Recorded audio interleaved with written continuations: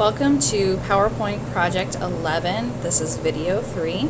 In this video we are going to talk about how to insert some new slides and also how to apply a theme to our PowerPoint presentation. So here's the PowerPoint that we were working on in videos 1 and 2, and you're probably never going to have a PowerPoint presentation that only has one slide. So the first question we have to answer is, how can I insert a new slide into my PowerPoint presentation? Well, if you look up here in your Home tab ribbon, you'll see the section called Slides, and there's some different options in here. We're going to be working over here with the new slide.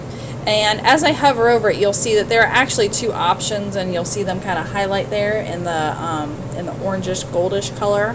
If I click just here on the picture, it's going to insert a new slide for me, and PowerPoint automatically selects the title and content type of slide for me. So that's the one that it will automatically select every time I hit on that new slide picture. My other option is I could select this down arrow right here, and it shows me the different types of layouts that are available. Now, I only mentioned a couple in the last video, or in video 1. There are obviously several more here, and in the event that you are using some more complex analysis, like comparing two different things, you could use some of them, but for the most part you're probably just going to be sticking with the title slide and title and content, which are the first two options, and that's why PowerPoint has made those the automatic ones. So let's take a look at our slide here.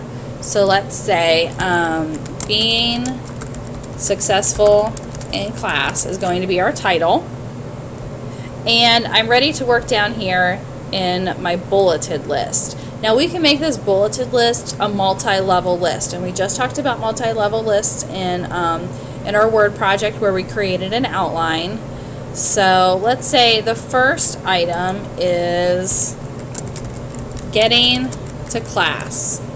Okay, so I typed getting to class. Sorry about the bell that's dinging in the background. Getting to class, and then I'm going to hit enter.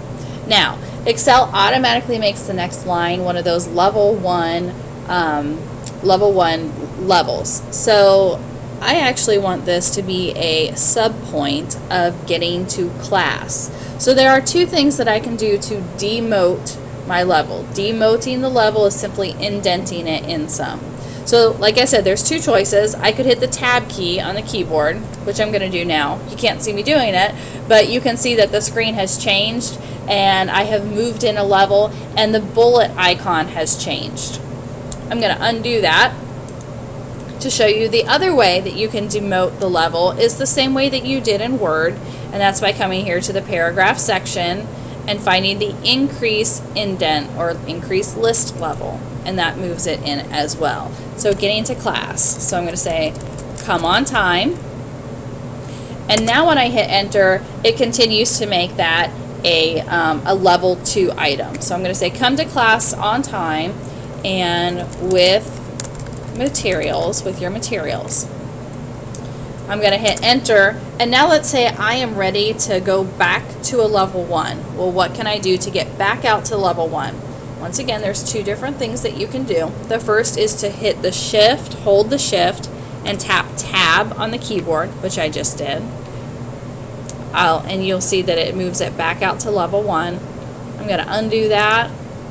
And then the other way is, instead of using the increase list level, we are going to decrease the list level. So we're going to go from a level 2 to a level 1. So we're decreasing the level. I know that sounds confusing because we're moving it out, but we're decreasing it because it's going from a 2 to a 1. So I'm going to move that out. Okay, so that's how we can add a new slide, and we can kind of maneuver with those bullets. So some rules whenever you're entering text. You should use, the textbook says that you should use no more than 4 or 5 first level bullets on your PowerPoint slide. So once again, this right here is a first level bullet.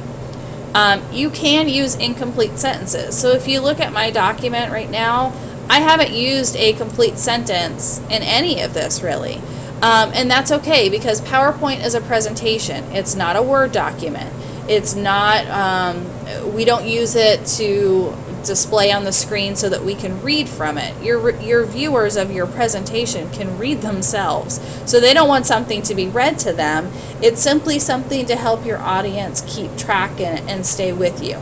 So the textbook says no more than 4 or 5 first level bullets. There's also something that's called the rule of sevens. And the rule of sevens says that you should have no more than 7 lines on a PowerPoint, and you should have no more than 7 words per line. So I also kind of say that that's the rule of 49. The rule of 7 lines, 7 words per line. In total, you would have 49 words. So my general rule is either the rule of sevens, or you shouldn't have any more than 49 words in this placeholder right here, because once you get that many words into your placeholder, you have to make the font so small that you can't read it.